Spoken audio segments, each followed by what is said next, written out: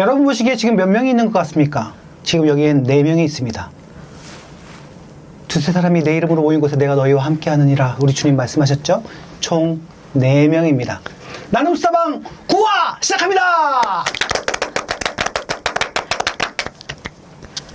우와. 어떻게 잘 지내셨습니까?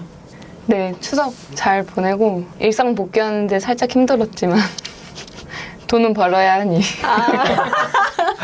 네, 또 직장인 모드로 열심히 돌아왔습니다. 기획국 황병원 국장님이 몽골로 출장을 가셨고요. 촬영 담당이신 김지훈 간사님도 몽골에 함께 촬영차 나가 있습니다. 그래서 지금 저희 둘밖에 없는 상태에서 저희 성소유니온 나눔스타방 땜빵 전문 게스트 기획국의 만만둥이 만만둥이 네, 2화 때 촬영해 주셨었죠. 박주은 간사님 모셨습니다. 안녕하세요. 간사님 지난번 2화 때 우리가 급하게 모시느라 그때는 컨셉도 불분명해가지고 그냥 막 찍었는데 우리가 지금 게스트 올 때마다 게스트가 하는 일과 역할들을 소개를 하고 있거든요. 근데 간사님 그때 소개 안 하고 우리가 안 하셨어요? 네, 그냥 맞아요. 뭐 배신자 컨셉만 얘기하고 저는 디자인부의 박준 간사이고요. 책이나 뭐 여러분 많이 보신 매일성경에서 인쇄된 거 외에 좀 보여지는 것들을 작업한다고 생각해 주시면 조금 편할 것 같습니다. 주로 좀 만드는 게 어디 올라가냐면 홈페이지랑 이제 SNS에 올라가는 거는 아마 제가 만들 거라고 추측해 주시면 얼추 맞다고 볼 수 있을 것 같습니다. 인스타그램에 저희가 막 홍보나 저희 이런 거 할 때 올리는 거 다 간사님이 해주시고 계시는 거잖아요. 좀 그쵸? 많은 부분 하기도 하고요. 네. 매일 올라가는 그 묵상 카드 네, 묵상 그것도- 인력도 좀 계획해서 하고 있고요. 간간히 좀 재밌는 것도 이렇게 네, 결심해서 올려보려고 하고 있고, 제목 올리고 있고. 재미요? 재미가 없나? 재미 추구한 게 제가 가끔씩 광고로 그리는 웹툰 말고 뭐 재밌는 게 있나요?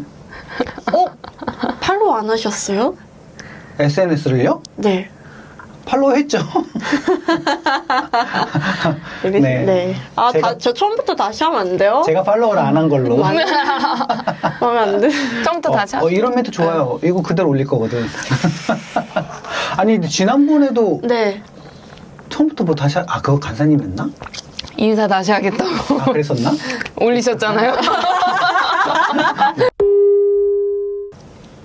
그래서요? 그 전반적인 디자인들 많이 네. 하시는데 주로 웹 웹 쪽으로, 디자인이라고 생각해 주시면 좋을 것 같아요. 그리고 각 저희 프로그램 있을 때 그런 어떤 포스터나 그런 웹 네. 광고물이라든지 이런 것들 많이 하시잖아요. 네. 그렇죠? 그래서 네. 북 디자인도 하시지 않습니까? 디자인 그 매성 광고에 나오는 페이지 가끔 하기도 하고 그 단행본 출간이 되면은 이제 상세 페이지도 매번은 아니지만 몇 번 맡고 작업 진행하고 있습니다. 해보니까 어떻습니까? 디자인 업무가 제가 우연치 않게 네. 간사님의 네. 인스타그램을 오, 네.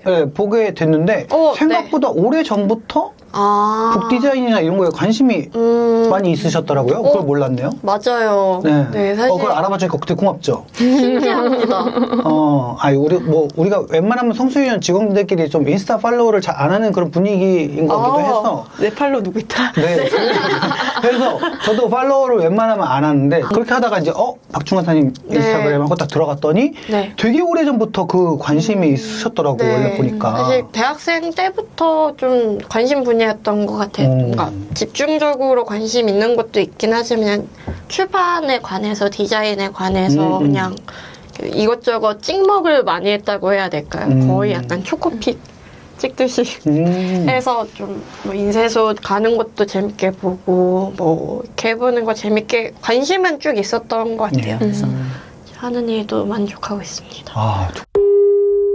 그러면 딱 특별히 바쁜 시즌이 있으신 건? 저는 책이 바뀔 때, 그러니까 책이 2달에 한 번씩 나오니까 뭐 홀수달이 시작되면은 좀 책이 바뀌니까 올라가는 것도 많이 바뀌는 것 같아요. 이번에 뭐 열왕기하 예레미야니까 9월이 되기 전에 좀 열왕기하의 뭐가 좀 소개되어야 될지 그 색깔도 바꾸고 있거든요. 조금 컨셉으로.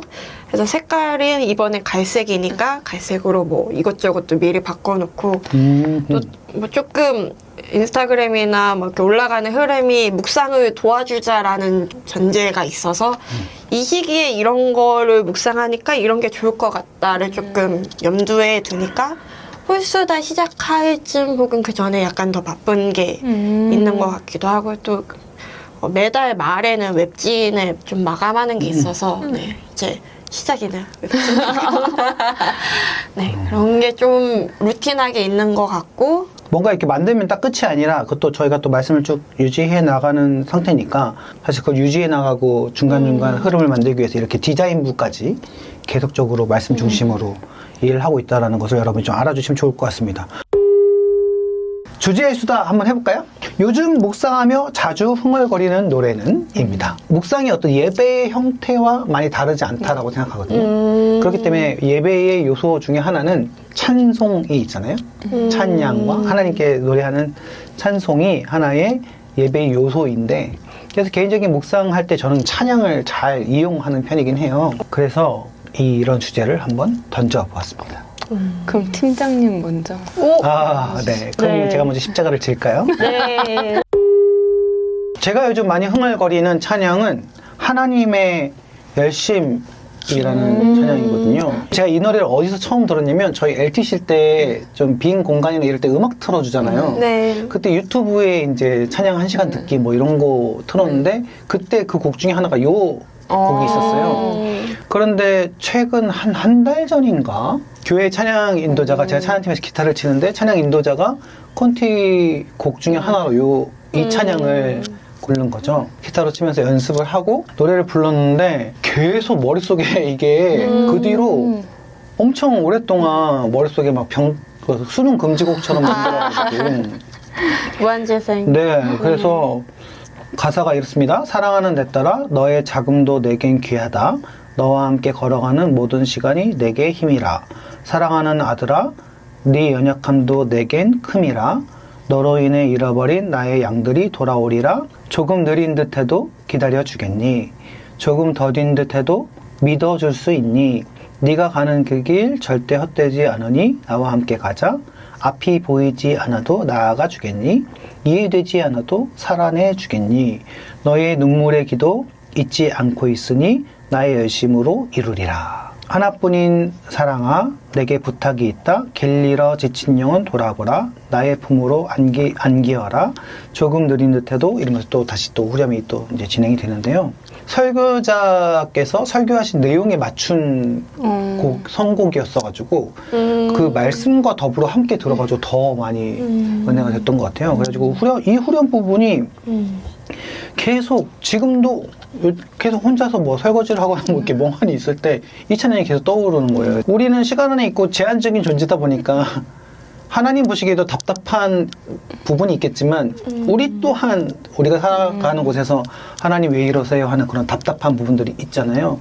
그럴 때 하나님께서 우리들에게 조금 너희가 생각하기에 느리고 힘들고 이래도 기다려줘라 라고 말씀하시는 것 같아서 계속 생각이 나는 것 같아요. 여러모로 각자 개인이 갖고 있는 모든 고난과 아픔들이 있잖아요. 근데 그런 순간에 이 찬양이 딱 떠오를 때 그나마 용납이 된다? 받아들여진다라고나 할까요? 뭐 하나님 괜찮아요. 뭐 이것까지는 아니어도 그렇게 하나님을 향해서 보면서 그런가요? 뭐 이렇게 뭐 영화적인 은혜는 아니어도 조금 힘들어하는 그 시간을 그냥 그대로 계산하고 받아들일 수 있는 정도까지는 되지는 않나 이렇게 생각이 들더라고요. 요즘 하나님한테 좀 많이 덤비고 개기고 있는 시기인데 그래도 이 내용이 좀 떠오르면 그나마 그 순간만큼은 견딜 수 있는 상황 정도는 되지 않나라는 그런 생각이 듭니다.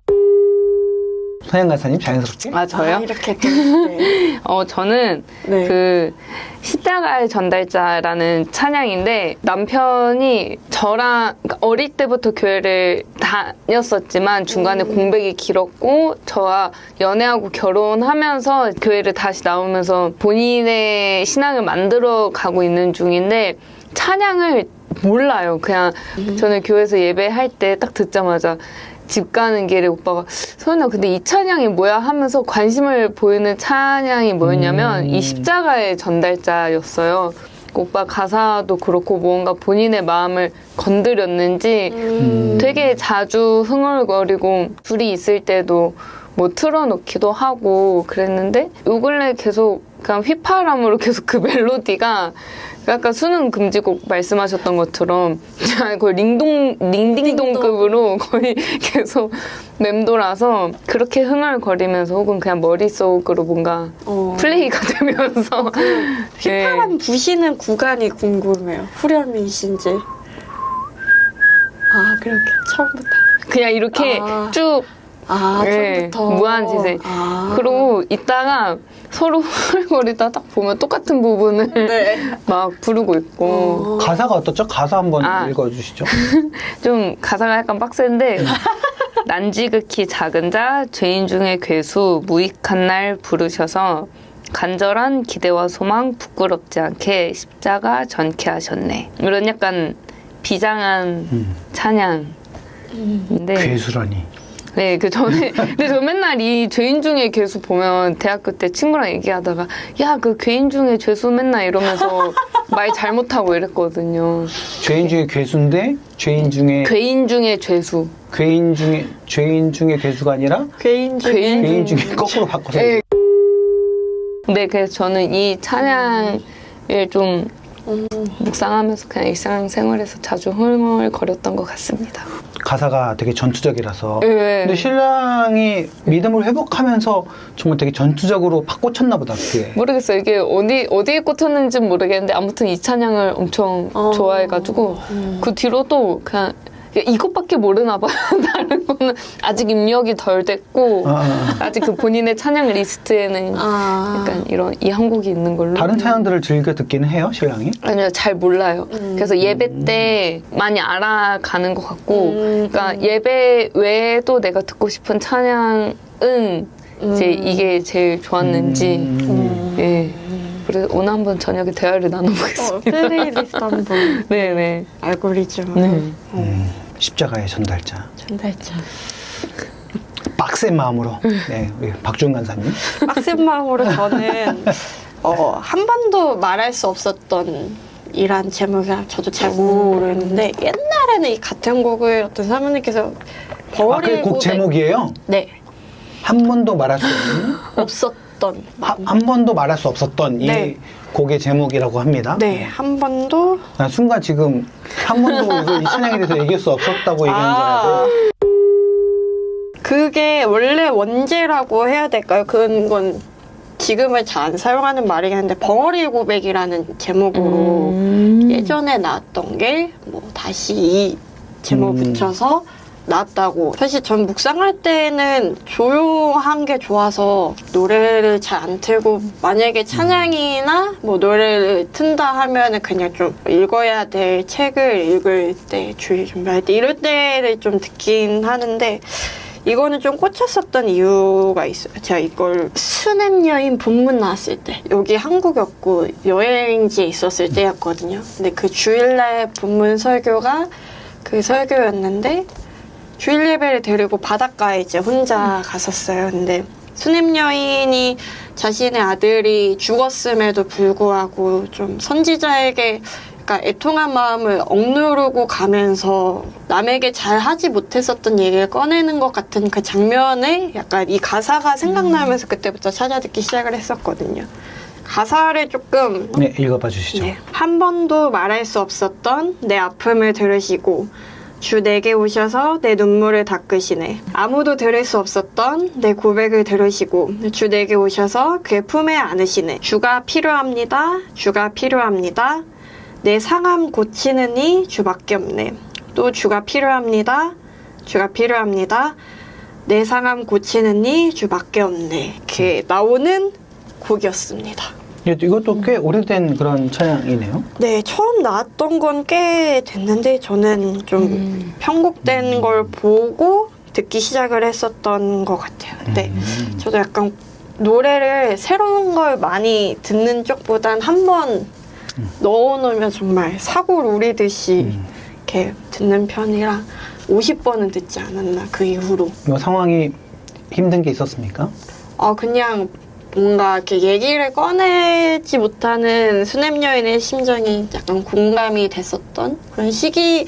사실 곡을 좋아하는 게 두 갈래로 나뉘는 거. 어떤 거는 찬양팀 세션 어떻게 저런 리듬과 그 멜로디로 연주하지 감탄하면서 막 질투나서 듣는 음악적 거. 기교 네. 그런 거 어떤 거는 가사가 딱 그냥 뭐 제가 인상 깊게 했던 거랑 맞닿으면은 제 상황을 노래로 표현하는 것 같아서 더 이렇게 찾아 듣게 되는 것 같더라고요. 저도 약간 찬양이 뭡니까? 라는 질문이 있어서 이렇게 대답을 한 거지. 저는 사실 대부분은 그냥 연주곡 같은 거, 묵상 플레이리스트 그런 거 있잖아요. 네. 그냥 피아노 연주곡만 나오는, 사실 그거를 조금 더 자주 듣는 것 같기는 해요. 근데 이게 큐티 이렇게 하다가 너무 익숙한 찬양의 멜로디가 나오면 속으로 갑자기 부르고 있는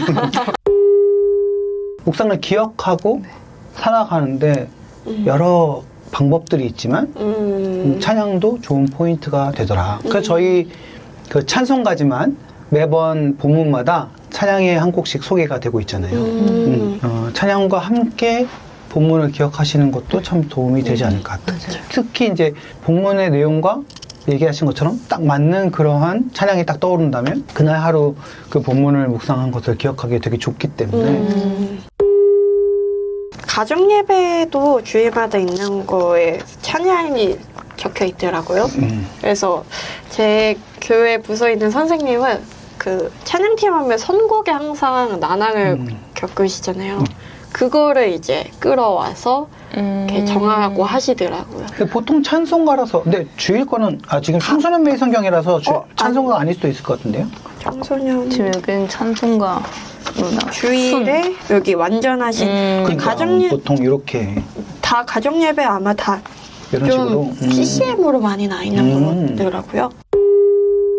자, 오늘의 나눔수단은요. 나눔수단은 열왕기하 13장 1절부터 13절입니다. 오늘 9월 25일 수요일 본문이고요. 자, 우리 나눔수단은 가위바위보로. 가위바위보의 전통이 이어지고 있는데요. 2주 연속 꼴찌를 면했기 때문에 오. 지금 흐름이 좋습니다. 안 내면 진 거 가위바위보! 한 번 더. 안 내면 진 거 가위바위보! 안 내면 진 거 가위바위보! 예. 안 내면 진 거 가위바위보! 박주은 간사님, 백서영 간사님, 그리고 저.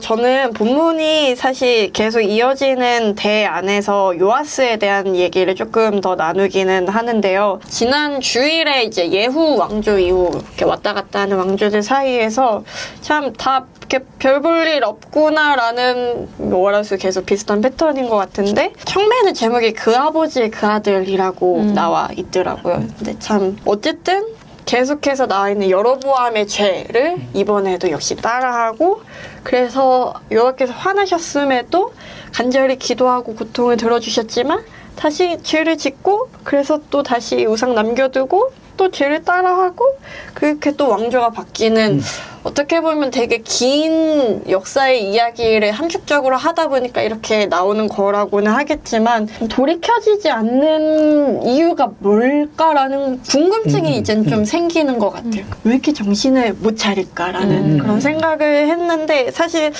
어떻게 보면은 남의 얘기 얘는 왜 이래라고 하니까 쉽게 말할 수 있긴 하겠지만 이게 남이 아니라 제 얘기로 하면 알고 있음에도 벗어나지 못하는 그런 부분이 당연히 있겠지. 근데 좀 내가 남을 볼 때 그렇게 느끼는 것처럼 스스로도 그렇게 좀 객관적으로 보는 게 그래서 이번 열왕기하에 알려주는 내용이 있지 않을까라는 생각을 좀 하게 되는 것 같아요. 제 포인트랑도 좀 비슷한 것 같아요.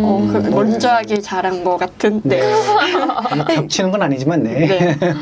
여기서 보면 하나님께서는 죄를 지은 거에 대해서 화를 내시는데 또 기도하는 거에 계속 들으시고 고통을 보신다고 하셨거든요. 근데 이 패턴이 앞으로도 뭐 계속 나오긴 하는데 하나님의 이런 반응, 죄에 대해서 화를 내시고 돌이킴에 대해서 그 고통을 보시는 거를 알고 있는 것만으로도 좀 큰 방향을 잡을 수 있지 않을까. 그러니까 하나님이 화만 내시는 분이 아니라 고통을 들으실 수 있는 분이라고 생각을 하는데 이 전체에서 반만 가져가서 평가하기 너무 쉬운 것 같다는 생각이 들더라고요.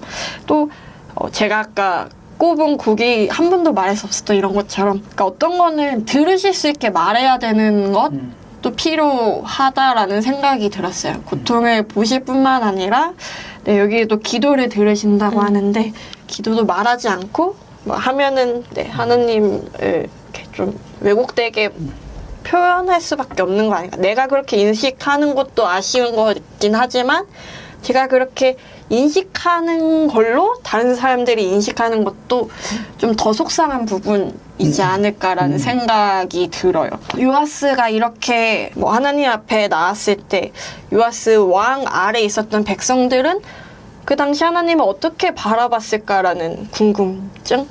그래서 더 큰 책임감? 네, 이런 것들이 좀 들었던 본문 혹은 요즘이었던 것 같습니다.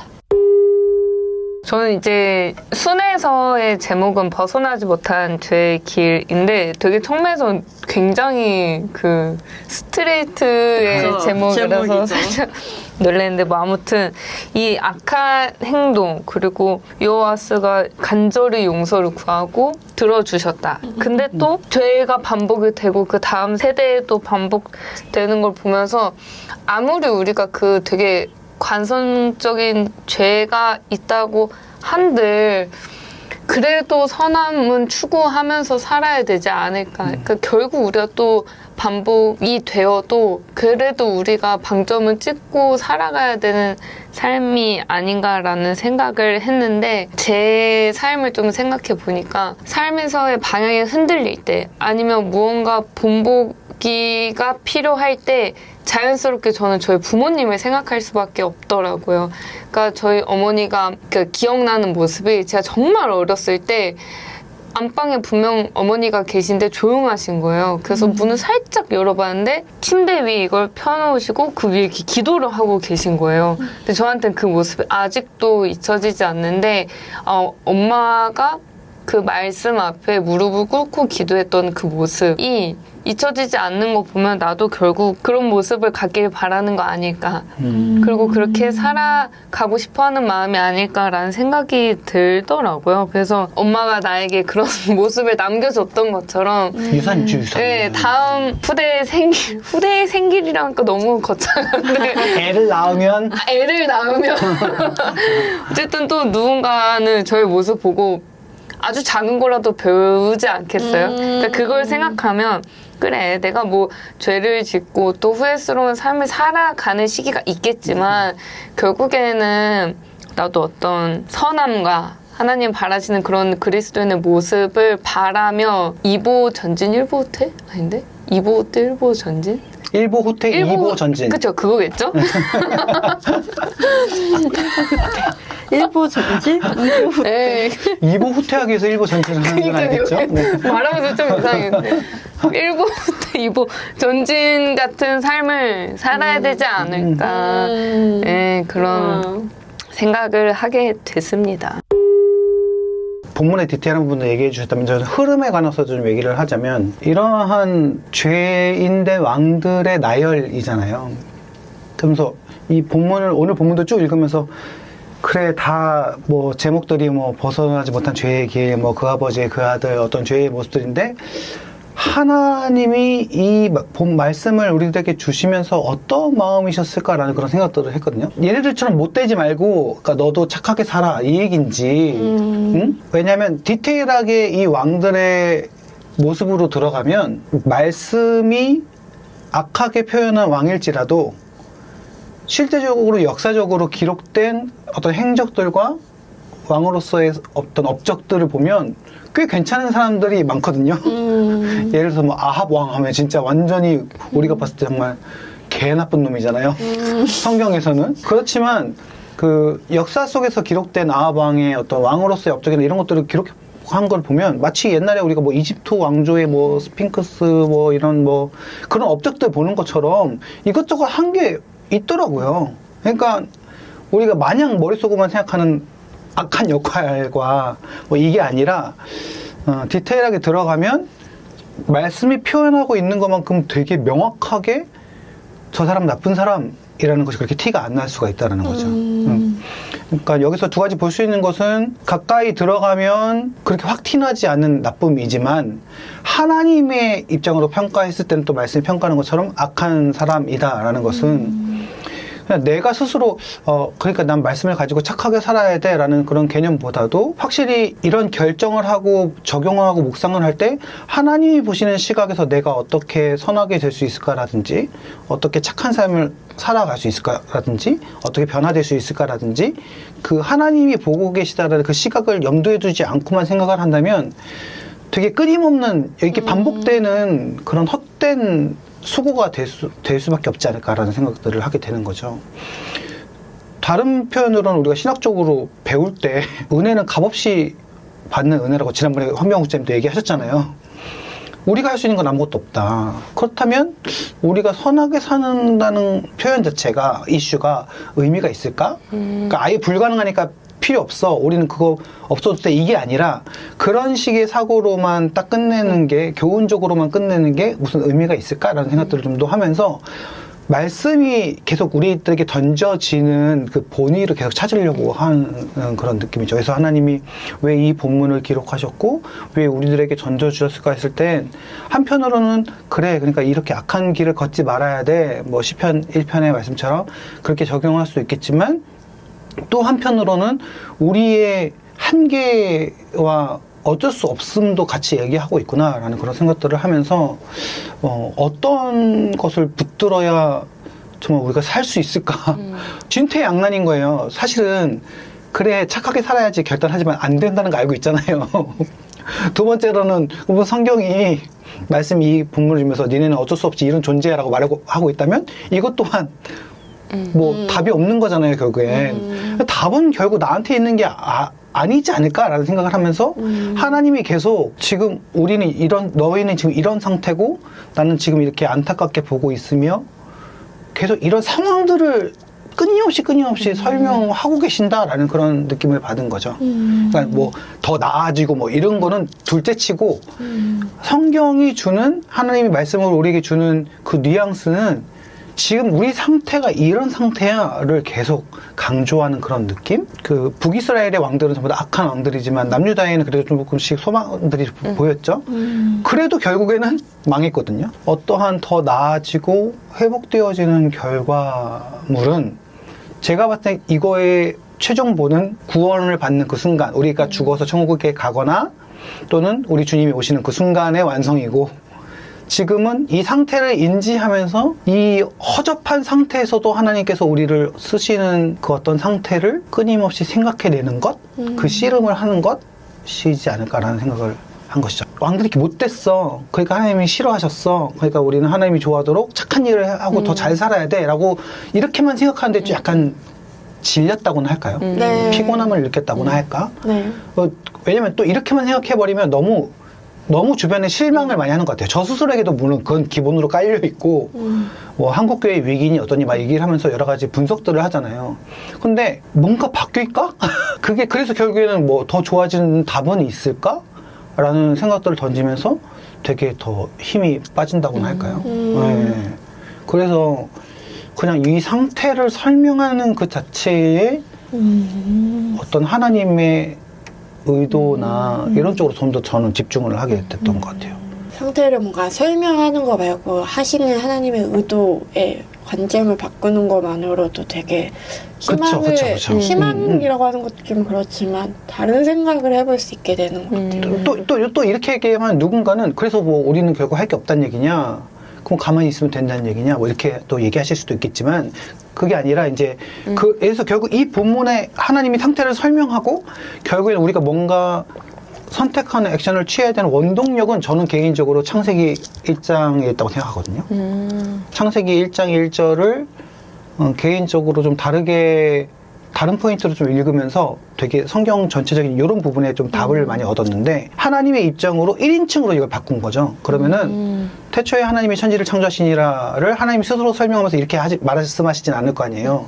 그럼 1인칭으로 설명하면 뭘까라고 생각할 때 이거 다 내가 만들었거든? 이렇게 시작하는 것 같은 거예요. 이 뭔가 지금 상태가 있으니까 이걸 해결하기 위해서 이렇게 시작을 하신 거죠. 그러니까 성경을 주신 이유가 전 그거라고 생각을 하거든요. 지금 뭔가 상태가 안 좋아. 지금 뭔가 불만이 있어. 그래서 이걸 해결하기 위해서 하나님이 얘들아 이거 다 내가 만들었거든? 근데 무슨 일이 있었냐면 하고 설명하는 듯한 그런 느낌? 그래서 하나님이 계속 창세기 1장 이후로 이거 다 내가 만들었거든 하면서, 근데 무슨 일이 있었냐면 너희가 사단의 게임에 넘어가서 타락해서 지금 너희들이 우리랑 단절이 된 거야. 그래서 내가 지금 이거 성경 통해서 지금 이거 다 지금 알려주는 거야, 상태를. 그러면서 이 역사의 기나긴 기록이지만 이것이 결국에는 우리의 진단이라는 생각이 드는 거예요. 쭉. 그러니까 어쨌든 우리도 압축된 성경의 내용을 읽으니까 진단을 읽는 거죠.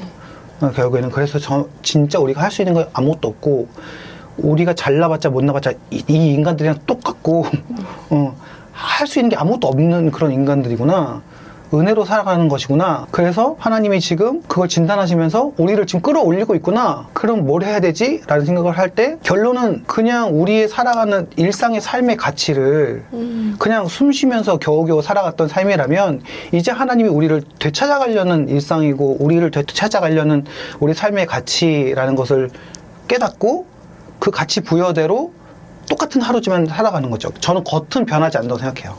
겉은 변하지 않는다고 생각하는데 내가 갖고 있었던 것들에 대한 가치들이 바뀐다고 생각하거든요. 똑같은 출근길인데 또 이것도 막 머릿속으로 하나님께서 은혜를 주셔서 오늘도 출근해서 이게 아니고, 차 밀리면 또 짜증내고 막 이렇게 가는데 어느 순간 내 인생에 대해서 뚝 돌아보는 그 시점에서 내가 오늘도 출근하는 그 가치, 허락하여 주신 이 민주주의 사회 속에서, 자본주의 사회 속에서 살아가는 내 역할 속에서 열심히 일을 하고 페이를 받고 살아가는 그 가치들을 깨닫고, 또는 선택할 수 있는 선의 가치들을 하나님 때문에 찾아가기 시작하는 거. 기부를 좀 더 한다든지, 누군가 이웃을 돕는다든지, 그 물질을 가지고 뭐 이런 선택들을 조금씩 해 나가는 것이 변화라면 변화랄까. 그러니까 무조건 말씀을 교훈으로 읽고 그래 착하게 살아야지, 이런 단순한 패턴이 아니라 이 본문을 보니까, 말씀을 보니까 결국 우리는 아무것도 할 수 없는 존재라는 진단을 받았네 하고 다시 창세기 1장으로 가서 그래서 하나님이 그래 이게 다 내가 만든 거야. 그래서 내가 지금 너를 되찾으려고 하고 있잖아 라고 해서 다시 한번 가치를 찾고 와가지고 그래 정말 아무것도 할 수 없는 최악의 인간이고 물려줄 수 있는 거는 타락과 죄성밖에 없고 멸망밖에 없는데, 근데 하나님이 그렇게 날 되찾으려고 이 말씀을 이렇게 주신 거구나 하고 1장 딱 찍고 다시 돌아와서 그래 나는 그런 가치의 존재야. 지금 하나님이 나를 다시 되찾고 계셔. 그래서 오늘 또 주어진 평범한 일상을 살아가지만 그 가치를 나는 부여를 하고 오늘 그렇게 살아갈 거야. 황병 국장님이 안 계셔서 제가 길게 했습니다. 저는 여기서 한 번도 국장님을 못 뵀어요. 그렇네요. 황병 국장님 안 계실 때마다 왔으니까. 너무 웃기죠. 예. 그럼 계실 때 한 번 더 나오셨는데 아쉬우시니까. 저나 서영 간사님 때 빠질 때 땜방으로 오셔야겠네요. 혹시 저 땜빵 해주실 수 있으세요? 자, 오늘 게스트로 오셨는데 네. 촬영 소감. 촬영 소감. 또 소감. 처음에 왔을 땐 저기 밖에서 했었던 것 같은데. 맞아요. 공간이 바뀌고 또 분위기도 약간 느낌이 달라진 것 같아서 좀 더 그때보다 손에 땀이 덜 나는 것 같고요. 그리고 또 본문이 달라지니까 나눌 수 있는 내용이 달라지는 것도 이 나눔의 묘미인 것 같아요. 또 주제를 준비하면서 준비이기도 하지만 진짜 내가 어떤 것 가운데 이 찬양을 택했고 이런 것들을 좀 복귀하는 것만으로도 귀하다라는 생각이 들고 모르겠어요. 이걸 보실 분들은 어떤 것들을 좋게 여기고 가져가실지 모르겠지만 참 자리가 만들어졌을 때 뽑을 수 있는 그런 애씀이 참 귀하다는 걸 매주 느끼는 것 같습니다. 네. 아우 잘 말해. 스스로 만족했어. 네, 오늘 박지훈 간사님 와 주셔서 함께 이야기해 주시고 나눔해 주셔서 감사하고요. 너무 고생하셨고요. 네. 저희는 다음 주에 만나도록 하겠습니다. 한 주간 편안히 잘 지내시고요. 다음 주에 만나요. 안녕. 안녕. 고생하셨습니다. 뭐예요? 궁금하다. 근데 확 나와요. 매번. 어? 정말. 매번? 지금도 한 2번 나왔어. 그리고 가장 평소에 이렇게 진지한 녹음을 할 때